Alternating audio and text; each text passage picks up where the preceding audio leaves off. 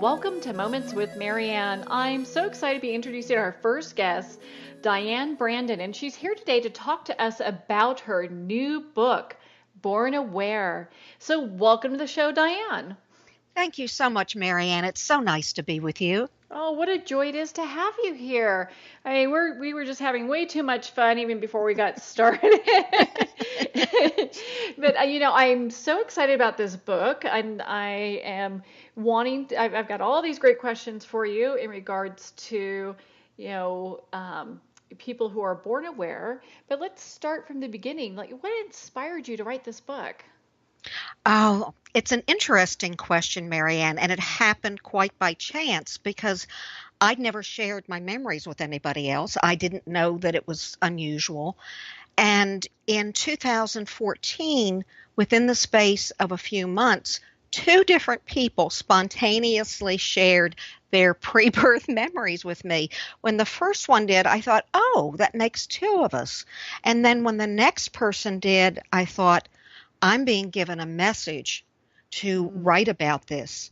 And so that's how it came about. I struggled to find people to interview.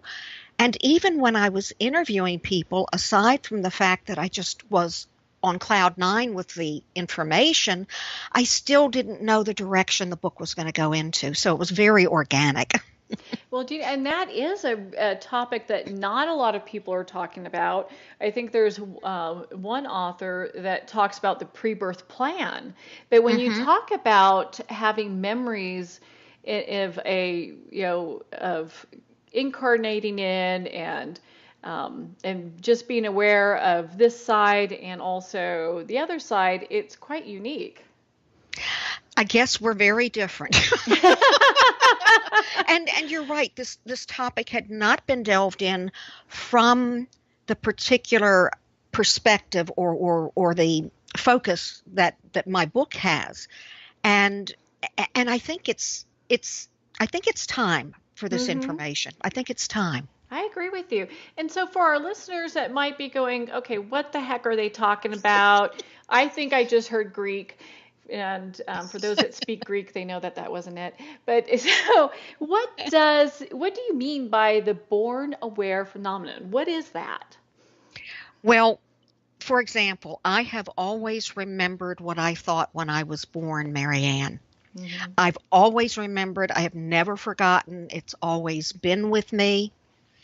And when I talk about the born aware phenomenon, it's about those of us who have always remembered what we thought when we were born, possibly including pre-birth memories, and they're spiritual in nature because our thoughts were really about the other side, that we don't belong here, that this is just temporary, that there's a plan for our lives. So those of us born aware had an innate spiritual awareness, thoughts and perceptions at birth, which we have always remembered. And that has made us hybrids because we have a foot in both worlds. We all have a spiritual side. For us, we are in our higher, what I call our higher soul awareness a lot of the time. And then we have the human side. So we're hybrids, I guess. Yeah, kind of doing both.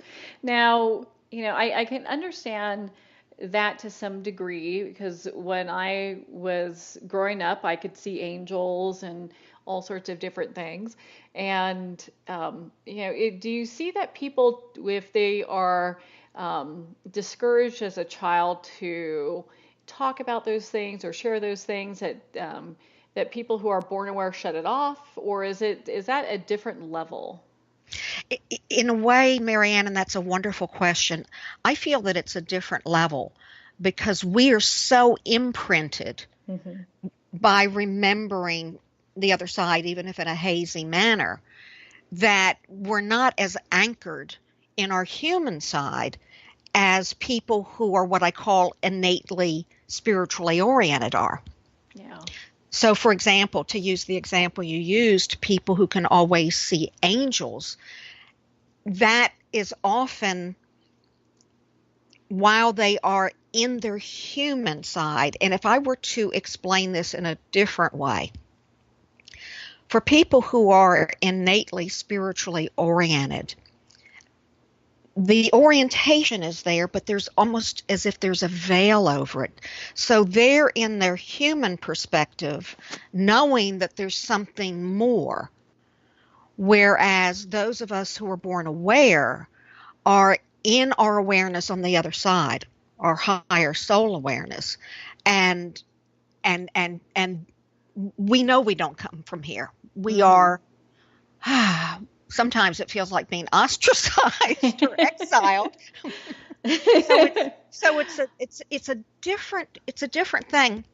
And one thing that I have explained, and how I got into this in interviewing people, is I realized over the years that I would just say to people, if we were talking about a topic, I'd say, well, on one level I feel this, on another level I feel that, not really thinking about what that was about.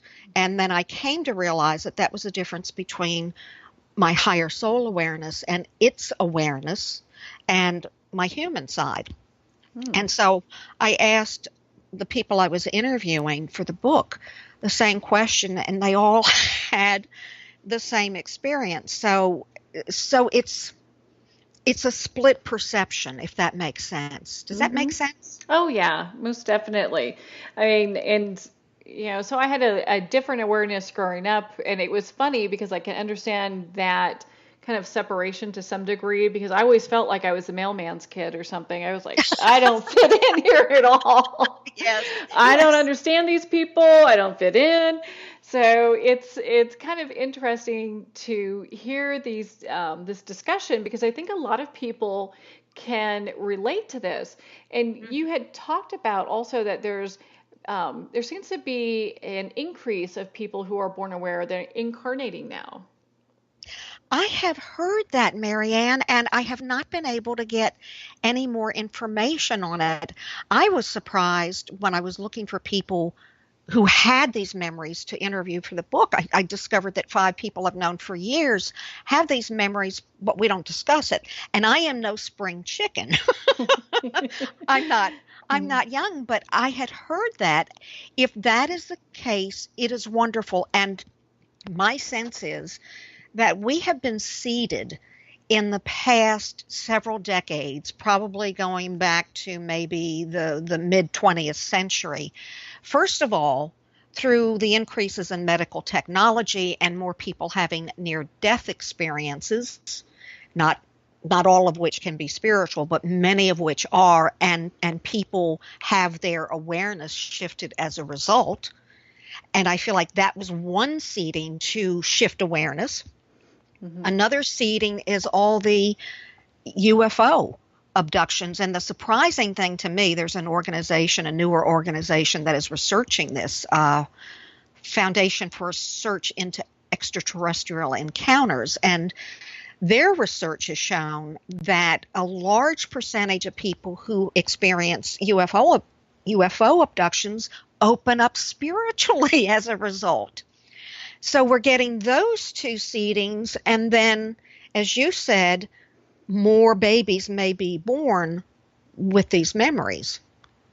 So is that the main criteria for someone who's born aware, is that they have memories of walking on both sides, or is there a few things that are more to that? Well, my sense is, Marianne, and I need to do a lot more research on this. I've already got a list of more people to interview for another book, is that I have read some people's accounts, they're not in the book, who have pre-birth memories, and they can remember things from the other side, but I don't know how spiritually oriented they are. So there may be a difference. I've also seen some accounts that lead me to believe that some people may be born aware in the sense of remembering from birth, but not necessarily spiritually aware.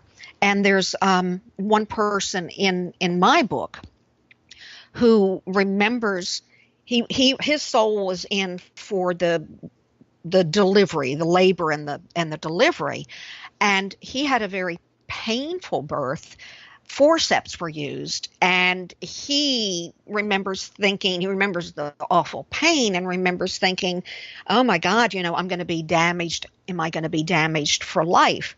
But he says that he was not spiritually oriented. He didn't kind of wake up spiritually until later in his life. Okay. I don't know if the pain crowded out the spiritual orientation because that will get us into our human side very, very quickly. But I've read other accounts of people with memories, and it doesn't feel spiritual. So we may be talking about two different phenomena, remembering from birth without that spiritual orientation or spiritual awareness, and those who remember from birth with the spiritual orientation and awareness. So for our listeners, can you share an example of someone who was born aware, just a little bit of their story?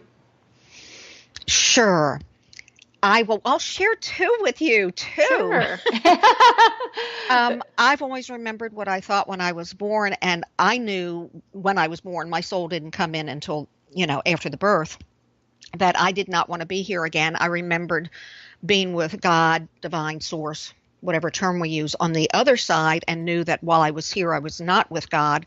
I also knew that when I was on the other side, I had access to absolute knowledge and didn't have it while I was here. And that aggravated me. But I knew I had to be here because there was something I had to do. So that's one little example. Another example is, and she's a close friend of mine, Teresa, remembers choosing her parents. She remembers being taken to beings to other planets for training. She remembers before she came in looking at Earth and knowing that her coming in this time had to do with the Earth and whether the Earth would be healthy. She could see that chemicals and industry were really damaging the Earth. And she could see all these other souls coming in at the same time for that same reason or purpose, having to do with trying to, save the Earth. And so she remembers that, and she remembers when she was born looking at people in the delivery room and recognizing guides and recognizing souls. Another person, and I loved what he shared, remembers when he was born being aware of the team, and that was the term he used, who helped in getting him here, and he was aware of the template, and that was the term he used for his life here. So those are some examples. Well, I think it's good to hear like what those can look like, because if someone is listening to the show and has been born aware and they're like, I don't feel I have a community, or people are just not making any sense to me, at least they know that they're not alone. Absolutely, Marianne. And it's just like anybody who is spiritually oriented, who whether that's been the case since they were little or whether they have awakened through reading, through near-death experience, through meditating, whatever, it is so isolating if you don't have people who share this interest. It's very isolating. So no, you're not alone. Many of us didn't know that we weren't alone. So it's because even in working on this book, it has been such a gift for me, because I've been immersed because of my work in the spiritual community. But this was a totally different thing, and to connect with these other souls who have memories like this has been, it's been a joy. So no, we are not alone. We never are. No, we're not. We never. Well, and so that kind of leads me to my next question for you, and you touched on it a little bit. But so what are some of the spiritual lessons that people who are born aware learn, and the rest of us can garner from that? Oh, I think there are a lot of lessons that we can derive from the born aware phenomenon, Marianne. The first is that babies are aware. Babies are not what we typically think of as having this immature blank slate for a mind. Babies are aware, and it's not an infantile awareness. It is a very clear, mature awareness. And even though it's said that babies' eyesight doesn't develop for, weeks or months, we can see. We can see, just like, if you're intuitive, you may get information in the form of an image. So that's very important. It's very important, number one, because I was shocked to learn that for years, surgery was done on babies with no anesthetic, which I think is barbaric. Yes, because they felt that babies couldn't feel pain. Oh, my God. Then the other part about this, too, is you want to be very careful what you say in front of a baby, because babies can understand. So you don't want to say, boy, that's an ugly baby. You don't want to be arguing in front of the baby. Mm-hmm. Hopefully the parents, whoever the caretakers are, have a good relationship, because babies pick up on that, and some will pick up on that in the womb. So that's just, one lesson from this.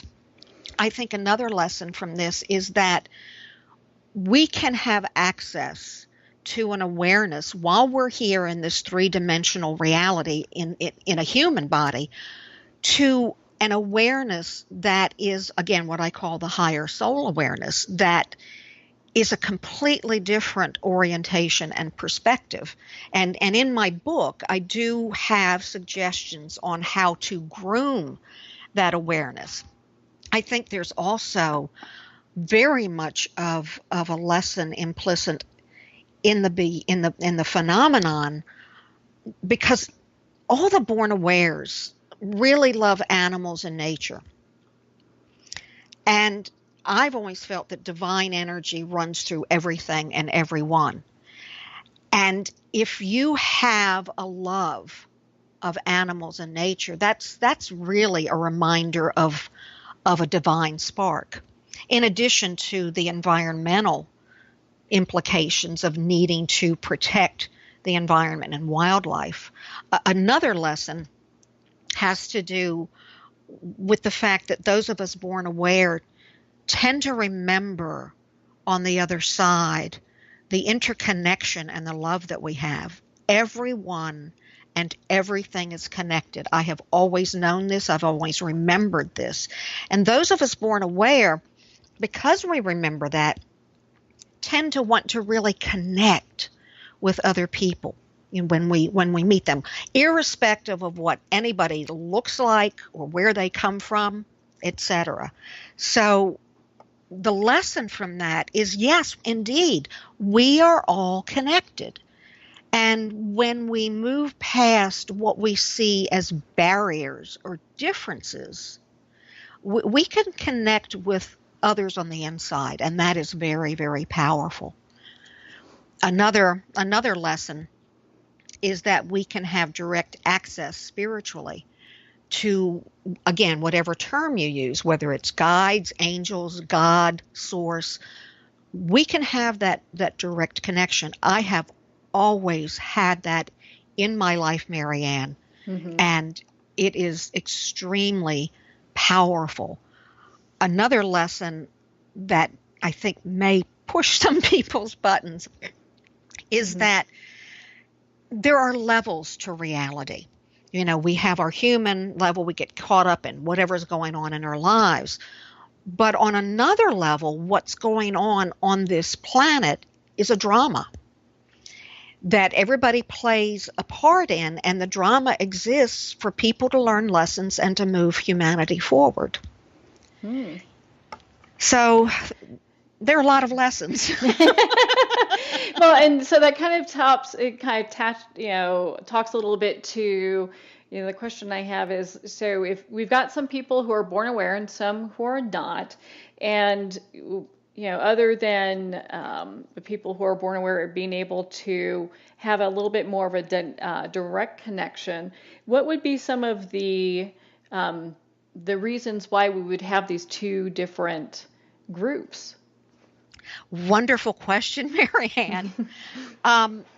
apparently those of us who are born aware, are the unusual ones. And I have chewed on that. And my sense is those of us who are born aware have been allowed to be this way because of what others can learn from this experience, pure and simple. I don't know that it is for our benefit. I really don't know that I personally feel gratified in a way that I was allowed to have this awareness, because if I didn't, and I've discussed this with friends who are born aware, what would it be like to move through life without this innate spiritual awareness and memory? It might be that one would have a lot more fears. So my sense is it's only because of what this can teach others. Yeah, I think it does bring a certain level of light, and doesn't make one group better than the other. It's just, No. it's like these groups have different jobs to do, Absolutely. And there's a downside to being born aware. There are several downsides, because as I interviewed people, I said, do you feel that being aware, spiritually aware since birth, is a blessing or a curse? Mm-hmm. And there are downsides. So it's certainly not a free pass to a life of enjoyment, because we have our human side. We get down. We have our issues. We tend to be sensitive, just as many people who are spiritually oriented tend to be sensitive. And we tend to have self-esteem issues, because on some level, even if we haven't consciously thought about it, we feel very different from the norm. Yeah, and I found it interesting. I think with both groups, I mean, because if you're born aware, it's almost like you have a greater sense of responsibility. You're almost, in some degrees, held to a higher standard because of that awareness. Yes, in a certain way, and I think you're completely right, Marianne.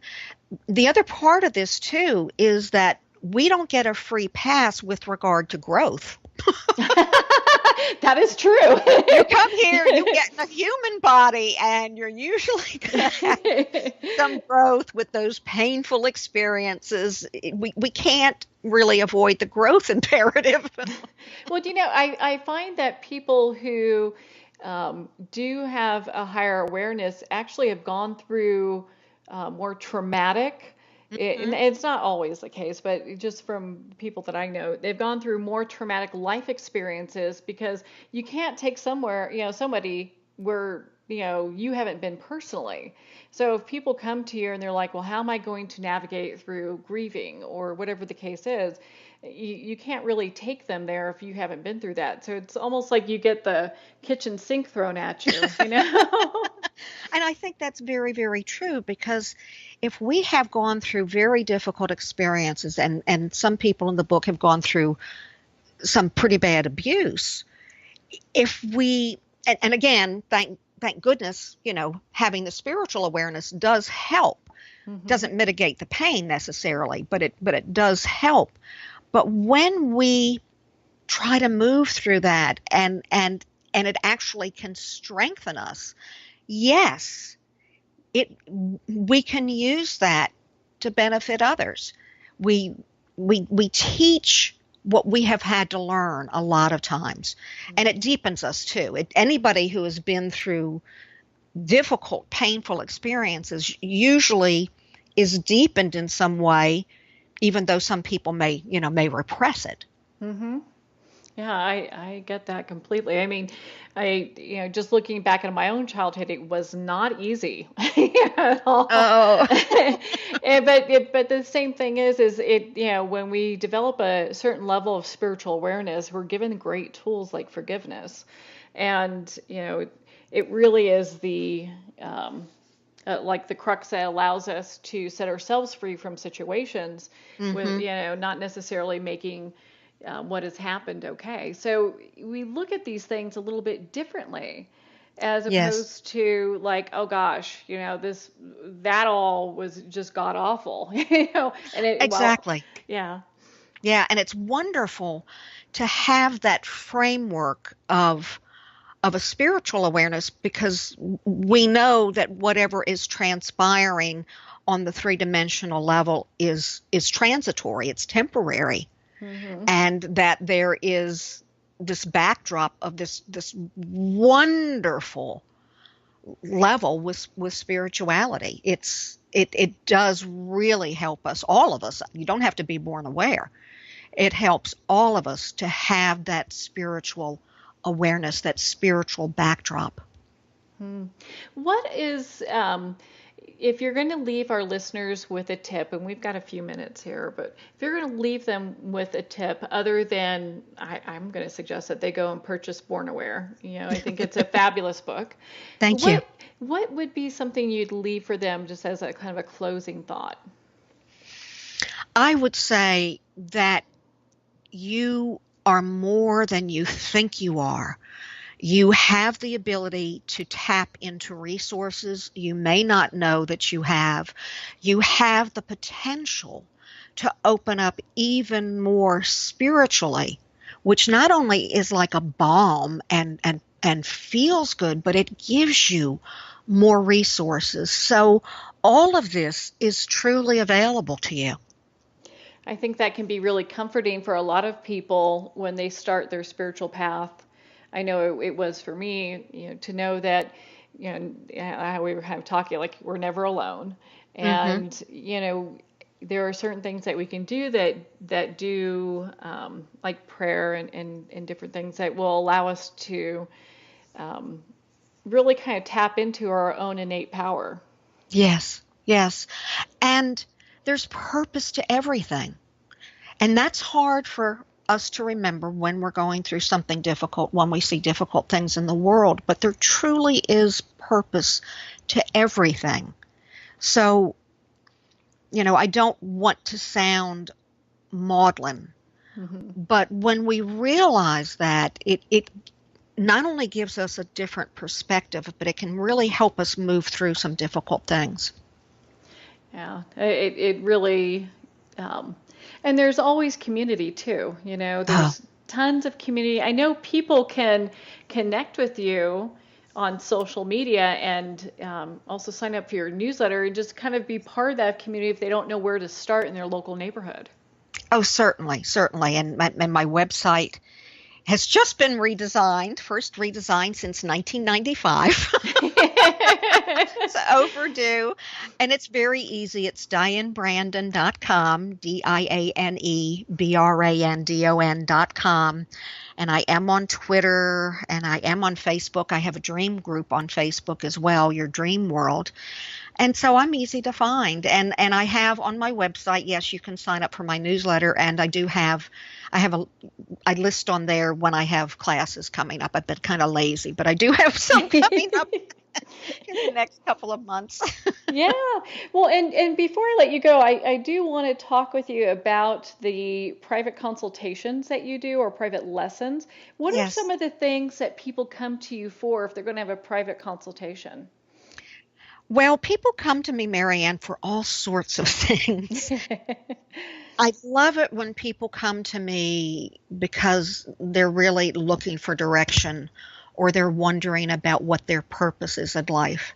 Not I like direction to Captain Hook's gold chest, Not right? like direction to Captain Hook, but more the spiritual direction. And people have asked me about all sorts of things, but I think my particular gift is being able to read who people are on the inside, a person's essence. And that's what I do in the first session. And I make recommendations for unfolding or growth. Sometimes it's a modality that I do. Sometimes it's a modality that others do that I don't. Hmm. And I work with dreams because dreams are just hugely important. The whole world of sleep can be hugely spiritual, not just the dreams, but sleep itself. And I also do private lessons. I have taught intuitive skills since I think it was like 1995. And I'm very big on learning how to access information on demand that is not polluted by our personal stuff. And so I've taught that primarily in groups and classes and workshops, but I also teach it one-on-one in lessons. And so I'm available for that too. So most of the sessions I do at home these days are by phone or Skype. Oh, it's energy is energy, so it doesn't matter where you are. Absolutely not. When I tune in, I close my eyes, so I'm not paying attention. And, I know you know about this, Marianne. Many a time in a session when I meet somebody in person, you get a certain impression, but then when I tune in and I start reading the essence, I get information I would never have gotten by just looking at them. Oh, yeah, So for sure. totally different thing. And it is energy. It is energy. Everything is energy. And it just makes it so much easier when you're doing that tapping in and being able to connect with people from a soul perspective, as opposed to listening to or visualizing seeing them in person as far as what they're doing. But I think having sessions that are over the phone or Skype are fabulous, because it just doesn't matter, It doesn't matter. It really doesn't matter. And I love getting into meaningful information, not just the, who, what, when, where, how, or directions to, but, the meaningful information that can help people. Yeah, I'm sure you've had people go, I know there's a pot of gold buried in my backyard. Where is it? I've had some questions along those lines, Marianne. I don't doubt it. Yes. It's like, you know what, you should be looking for the pot of gold within. Oh, yes, you put that beautifully. Yes, yes. And our lives are so much happier and more enriched when we do that inner work and when we find those gifts inside and embrace them and develop them and use them. Yes, yes, yes.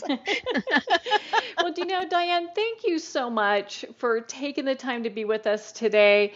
I know you said our listeners can connect with you on your website at dianebrandon.com. Thank you so much for being with us here today and just sharing your energy and your amazing book. Well, thank you so much, Marianne. It has been just a joy. Oh, we're going to pause here for a quick break, and we'll be right back after these messages.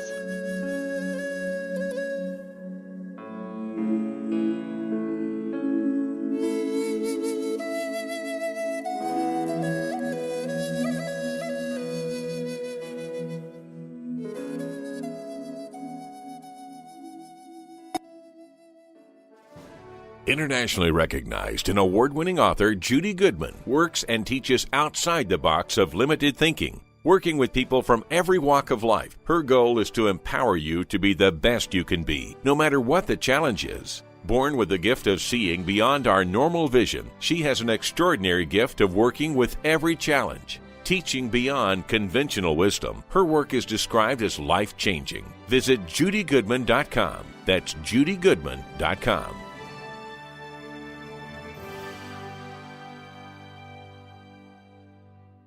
Have you ever had the sense that your thoughts might actually be doing something? Ancient secrets of manifesting have been masterfully revealed in the award-winning book Manifesting 123 by Ken Elliott. For the first time, the author's experiences and stories in this book describe exactly how your thoughts can create anything. You've been doing this all your life, but it's never been fully explained for you until now. Visit manifesting123.com for more information today. Manifesting123.com. Ben Wexler is a gifted leadership development and strategy consultant for professionals who want to transform their organizations and careers. Through a uniquely personalized set of processes, participants discover their unique knowledge, how to leverage that knowledge and experience, and then put it all together with a global strategy. You're more valuable, your organization is more valuable, and the change is viral. Contact Ben at 630-881-1074, 630-881-1074.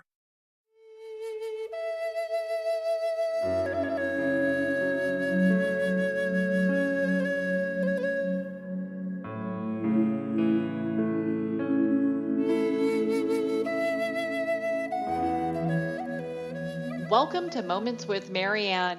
I'm so excited to be introducing our next guest. She's very well known on the internet. I'm sure you've been following her. If not, you should be.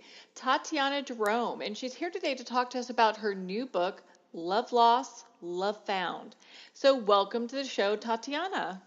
Thank you. Thank you for having me. Oh, what a joy it is to have you here. So, your book, Love Lost, Love Found, A Woman's Guide to Letting Go of the Past and Finding New Love. What inspired you to write that book? It was a mixture of things because I was already helping women online, and plenty of people were saying, you should write a book, you should write a book. And I was like, no, I don't really want to write a book. And then an incident happened to me, and of course, now I wanted to write a book. So, isn't it funny how that works out? Yeah. Like, somehow, some way, this book is coming out. So when I was going through a breakup, that's when I just needed some way to let it all out. And things that I would tell other people, I'm like, I know this stuff. I just know this stuff. And then it was just flowing. And that's how the book came about. So how did facing your own pain through your breakup lead to your healing? I guess it goes back to I don't even know how to explain it. When I was going through the breakup, this breakup for some reason was just so terrible. It's not like I haven't had other breakups, but for some reason, I couldn't get out of bed. Before, I've had other breakups and, it hurts, but I'm still able to function. But this one, I don't know why. I just wasn't, well, I do know why, but I wasn't able to get up. I wasn't able to eat. I've never been affected like this. So then when I just started writing, and I'm just like, wait, I know this. I sort of knew this along the way. Why didn't I pick it up? And then just kept on going. And that's what led to the healing. And I was just like, okay, I'm good. I'm good. I'm not going to let this happen to me again. I'm good. It's like, I've got this. Yes, I got it. And, also just being able to forgive and not putting everything on this person. I literally attached my hurt to that person, but it was really some of the things that I really desired that I wasn't getting. That's really where I was able to see where the problem was. Well, I think a lot of women can kind of relate to that when we've been in relationships and we've given our power away, or we've changed ourselves, or just made some really huge, what we would consider sacrifices. And sometimes we don't really kind of recognize ourselves at the end of the journey. Kind of like, what happened? I need to get back to me, Yeah, that's so true. I'm like, I used to do this. I used to do that. And now I don't do those things anymore. That happened. And so, yep, I'm back with that. Well, and so I know you have a huge audience online that follows you, and your inspiration, your wisdom in regards to this topic. What are some of the things you would say to someone that feels like they're alone, they're isolated, and they're completely misunderstood from going through a breakup? Well, one, I would say you're not alone, because that's why there's such a big community about it. You're not the first one to go through a breakup. There are plenty of people that went through it. You're going to make it out, even though I know those aren't comfort words, but it's the truth. You're going to make it out of this. And I'm always just there's so much more. Now you have something else to be excited for, because that's how I started feeling. Like I said, there's a roller coaster of emotions. You feel hurt.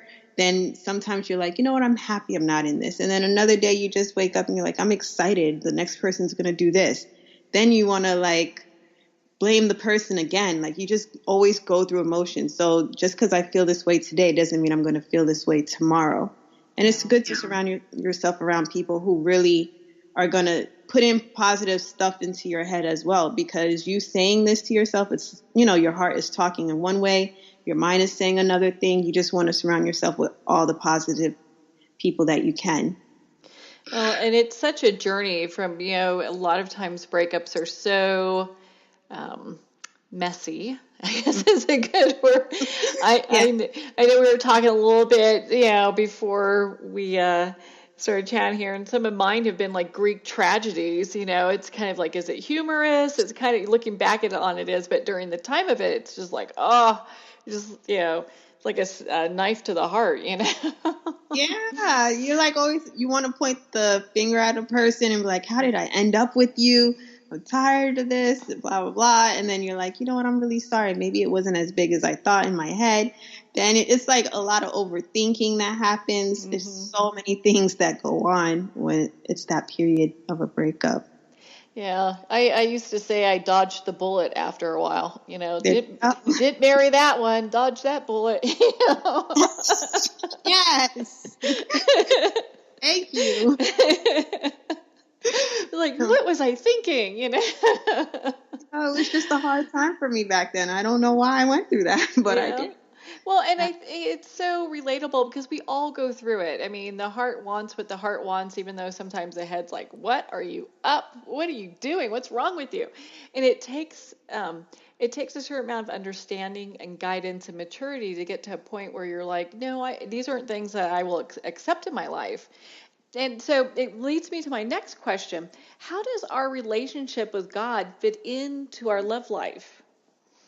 Well, I personally think that keeping that first is make sure that you're maintaining your relationship with God, because then all other relationships, I mean, you're still going to have ups and downs with them, but it'll be a healthy relationship. Because I felt like personally for me, that was my thing. Like I would wake up, pray, meditate, do my reading or whatever. Then things started to dwindle down where I was like, I don't have time for that. I was more thinking about how to maintain my relationship with the person that I was with, making sure I'm like, did you eat? Are you okay? Because my desire was to be in a happy marriage, to be happy with this person. So it took away my relationship with God, who's always been there and never gone anywhere. Yeah. He's never gone anywhere. And then I neglected that. So my neglect for my relationship with God, which is also taking care of me, because that's what it is. I mean, I'm a believer in God doesn't need me to be okay, but I need him to be okay. So like that messed me up. And then in essence, it's like any relationship outside of me is not going to be okay. It's not just a romantic relationship. Maybe I'll start to see things with coworkers, family. It doesn't matter. Like, why isn't this right? I'm not handling things in the way that I could have, or see things, the wisdom that was bestowed upon me may not be right there because I'm clouded with trying to get my desire instead. Like I hold my desire more important than my relationship that I had. And I so appreciate that you talk about that. And I know that that's part of your messaging and what you teach, because I mean, we really can't have a really good relationship with ourselves if we don't have a relationship with God. And it could be God of your understanding. We're not telling anyone which God, it could be whatever, universe, God, whatever. But it's whatever we have that really deep connection with, because that's kind of the root of all of our self-esteem and how we think about ourselves and how we think about other people, right? Right. It is. And I also think that a lot of times, even, some of us could, the word obsessed or an addiction to the person or to be in a relationship, whether healthy or not, because we're always searching for something and not realizing that we could get that with our relationship with God. But it takes time and it takes effort. So it's like once you get that, then you're no longer desperate for anything outside. Anything outside is a compliment. And so your relationships work out better because of that. Yeah, it's kind of like I'm a whole person. Right. And I come to the table as a whole person instead of because I hear people often say, well, this person completes me. It's like, no, I'm complete with God. Exactly.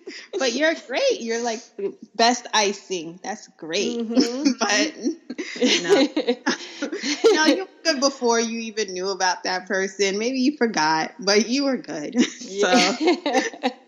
Well, I'm glad you talked about that. There seems sometimes, in just dialogue that I've heard, there's a little bit of confusion. They're like, oh, that's the other half of my heart, or, and really it's when we have that, from, what I've understood from your messaging and in your book and everything, it's like when we have that deep connection, everything else, like how you're saying, is just that icing. Yeah, so. I do believe that. I agree.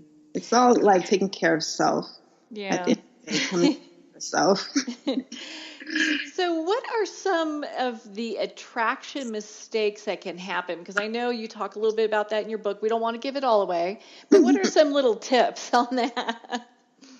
I think in terms of, when you're with someone and you're just like, this person, he makes good money, or maybe he's just like, he just looks good. He sounds good on paper. Everything the box check off. But yet there's nothing going on here. Do I keep him around? Or sometimes, when a breakup happens, it's not necessarily a bad thing. It's like, I can't grow with this person. But everything is fine, or that person can't grow with me, but we still want to hold on. And sometimes you just need to know the difference between, like, this is a phase or this is just what it is. We just maybe are better off as friends or whatever else.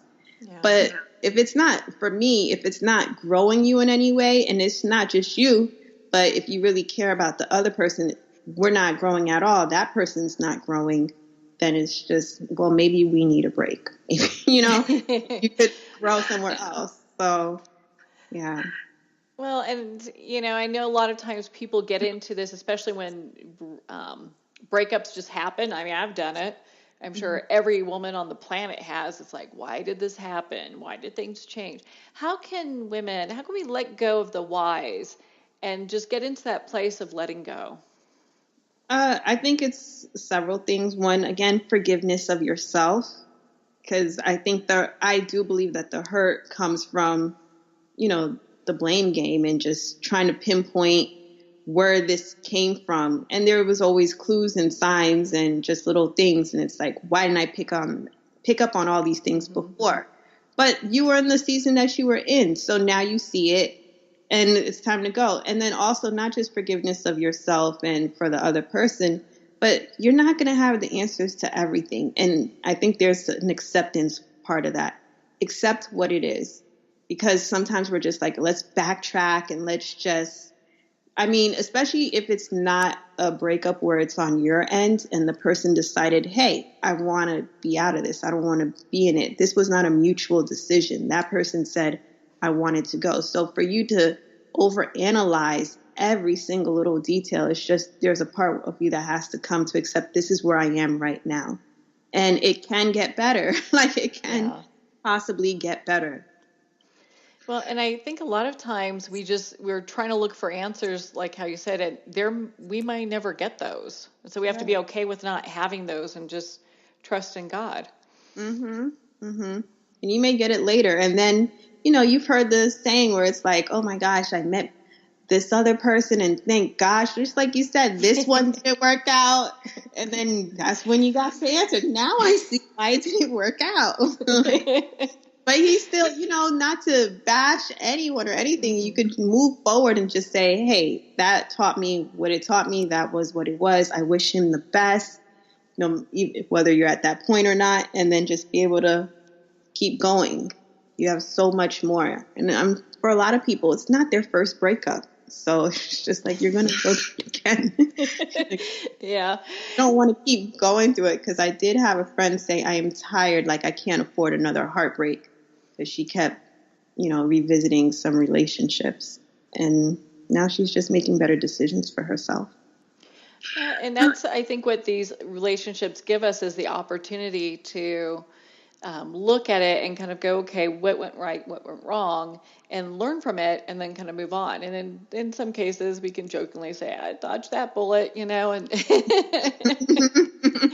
yeah, that's so true. Well, and I listened to quite a few of your videos online. You've got such a great message. And for our listeners that might be new to you, what do you mean by better is coming? Oh, I just mean just that better is coming because you've now learned. I would hope you've now learned. You now see things for your life that I don't want this. You know what you want and what you don't want anymore. And so now you can move in that direction. It's not a point to me when you're in a relationship, and this is not just, a romantic relationship, even though I talk about that a lot, but any relationship, a friendship, maybe that's died after knowing someone for 20 years or whatever the case is, you can now do better. You're now in a different space in life where it's like that part that happened that's now no longer here for me, that was good for that phase. But now I'm in a different phase and I'm expecting better, and I'm going to give better of myself too. It's not just what's coming to me, but what I'm going to do as well. My thought process, everything is better. So now I'm at a new level. So better is coming. I think that's so important for all of us to hear, and I could see why so many people follow you and why your book has been such a big success, because, you know, sometimes it's hard to see that things, you know, are going to get better, or that even better is coming, especially when it just hurts so bad, you know? Right. I mean, it's almost like, well, I guess I'll just say like someone who had surgery and you're in pain. I mean, you're not going to be in pain forever, hopefully. The doctor didn't do a good job if you're going to be in pain forever. But I mean, you put in your mind that you're going to heal. You know what you're going to do next. You're like, if you know, let's say you broke your leg, you have in your mind that I'm going to play soccer again. I'm going to be able to walk again. I'm going to be able to do these things again. It's not forever for you. And you know that. So you keep moving forward. You're like, I'm just going to take the steps. And, you know, some days will be harder than others. Some days I will feel, you know, a little bit more pain than others, but I have to keep going, because while you're in this space, whatever you felt caused you pain is probably moved on and doesn't even know what you're feeling. Yeah. Doesn't. What are some tips that we can use today to start getting into that place of like self-love and self-appreciation? I'm big on, you know, some spiritual practices. So I would say meditation, a lot of affirmations, a lot of cleaning up your space of things that you felt no longer serve you, negative things. If you want to be around things of beauty, start filling up your space with that, and then putting those things within your mind and your head, and start being in love with life again. Doing the things that truly that you want to do in life. Stop thinking that you're limited to a certain level of where you think this is it for your life. Because I think when you do that, that's when you accept less than what really should be in your life. Mm-hmm. Well, I think it's so wise to be able to look at what's in our life and kind of assess if it's really something that should be there or not. Because I mean, I know your messaging speaks to women in regards to breakups, but any relationship, you know, because and how you were talking earlier, I mean, it's interesting.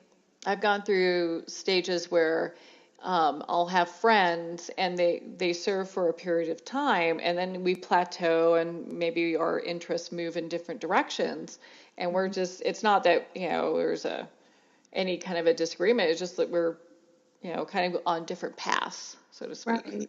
Right. And yeah, I believe that, just like you said, it's time to clean up your space. Mm-hmm. So, in cleaning up the space and doing the things that you talked about, will that also help rebuild our self-confidence? Because I know when we go through these breakups, we're just, sometimes it's just like, man, we really get beat down, you know? Yeah. I do believe that it takes time. No, it's not an overnight process.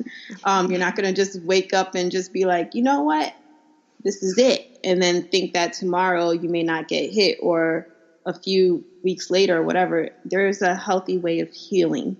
And I believe that being able to take time for yourself and really looking into things that, what do I like to do? What is it that I was neglecting that I know that I needed for myself? What was I giving to the other person that I really needed to give to me? Because if I'm able to give it to the other person, why didn't I give it to myself? Why didn't I take care of myself? You get what I mean? So it's like little things that you really have to ask yourself and seeing like, you know what? I was always cooking for this person. Before, I never cooked for myself at all. I don't mind eating ramen noodles. Like, I didn't mind. Like, let's start taking care of us too. Like, you got to be able to do that for yourself. Just little things that you like, because all of that builds up. You build up a routine, a habit for yourself. And like, this is my standard. This is what I like. And I'm not going to let anyone mess that up for me. And it's not like really, I hate to use that word, but it's not really that person messed it up for you, but you allowed that to happen. So we have to take responsibility in some of the things as well. Of course. And yeah, I think a lot of it too is you kind of touched on it. It's like we deserve, I mean, we really, when we get into that level of self-care, it's almost required that we love ourselves like we would love, our partner that we would have, and making those meals. And I could totally relate with that, because after one of my breakups, it was like, oh yeah, we're just, I don't think it was ramen, but it was a lot of salad. We'll just put it that way. It was a lot of easy peasy stuff. But it's like, we would want to do things that show us that we honor, value, and appreciate ourselves like we do the person we would want to be in our life, Right. It's like a good one. Also, just like you said, it's like, for me, I would always eat out of paper plates. I don't want to wash dishes. Yeah. And then I would just be like, oh, the good china is for when guests come over. And then I'm like, why don't I eat on it for myself? Why don't I do that? Or like when I was with someone, I'm like, oh, I'll let him, we'll eat on it together. But when it's just me, I'm like, no. And I know sometimes we'll be like, well, it's convenient, but why don't you treat yourself the same way? Why am I saving the stress for later? Like, just enjoy taking care of you right now and enjoying the things that you have and so forth. Yeah, I take the good china as we're using that every day. I came across some friends that did that, and I'm like, you know what? I made it to today. I'm using the good china. Exactly, because I'm like, who am I waiting for? I don't think the queen is coming anytime soon. So let me just use it. I could use it now. And I really appreciate that about your book, because I mean, and it's not specifically China, but it's just like, that just honoring ourselves and having that value for ourselves is so important. So, okay, so now we're kind of at this place where like we're feeling good, we're cooking dinners for ourselves, we're eating on the good china. Is it possible to find true love and still achieve our life goals? Because I know a lot of times we're like, oh, we got to put everything on hold again if that happens, Yeah, I believe it's possible. I'm a strong believer that it's possible. I'm a believer in imagining a love life that could happen for you if you've had, a rough love life in the past, to start thinking positive and saying, well, this can happen. I believe that also when you are, living your life and now you're in love with things again, all over again, the activities that you do, the way you carry yourself, everything else, you are going to attract someone into your life that does the same thing. Because I'm going to go back to myself, even for myself, there was some negative things that I saw in the person. I'm like, well, you're this, you're that. And I'm like, wait, I'm a little bit of that too. So I had to like change and be like, okay, so once I got to a better place, I started seeing those things in people, and those people started seeing those things in me. And then we got together and we have a good time.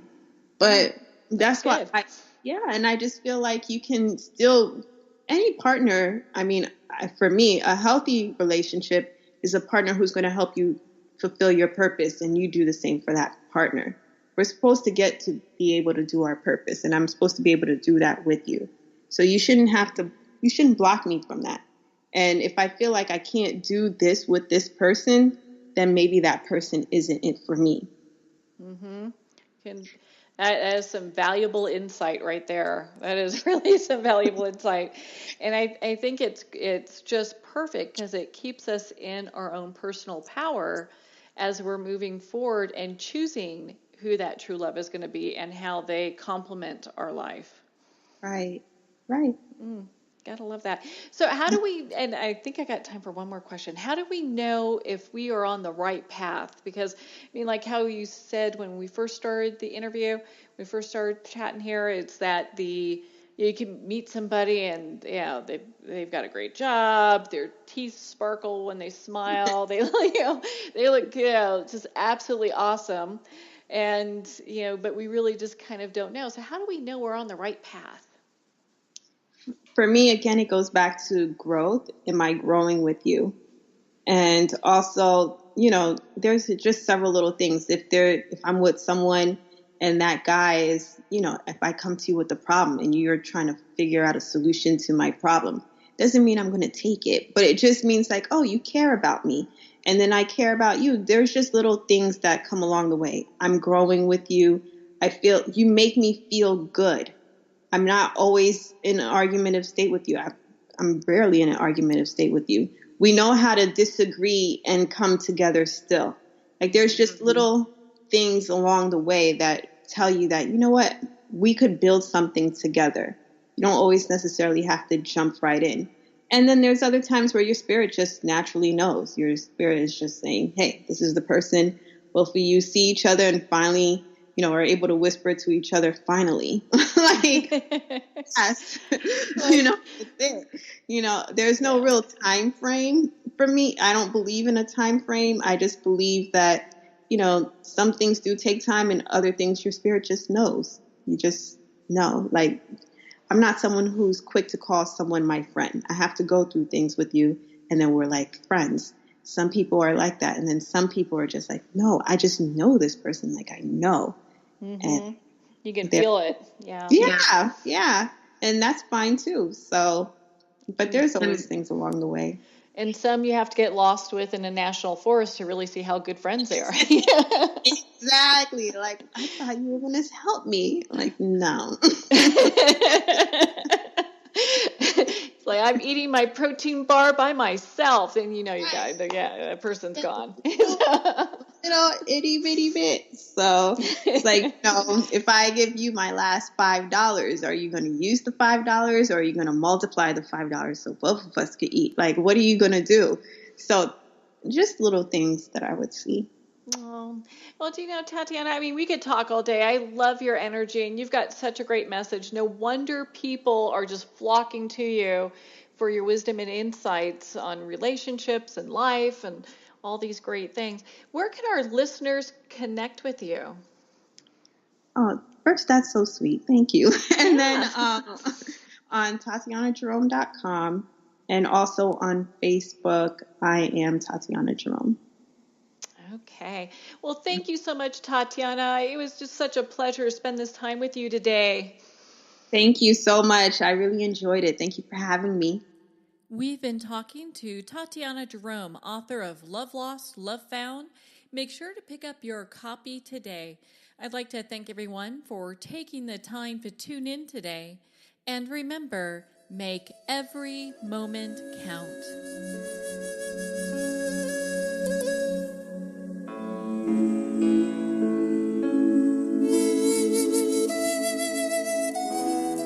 In a single moment, your life can change. Moments with Marianne is a transformative hour that covers an endless array of topics with the best of the best. Her guests are leaders in their fields, ranging from inspirational authors, top industry leaders, and business and spiritual entrepreneurs. Each guest is gifted and a true visionary, a recognized leader in her own work, and while teaching others to develop, refocus, and grow, Marianne will bring the best guest and sometimes a special surprise. Don't miss this. You never know just which moment will change your life forever. Moments with Marianne airs every Thursday, Friday, and Sunday at 8 p.m. Eastern, 6 p.m. Mountain Time. Make sure to tune in and visit momentswithmarianne.com for more information.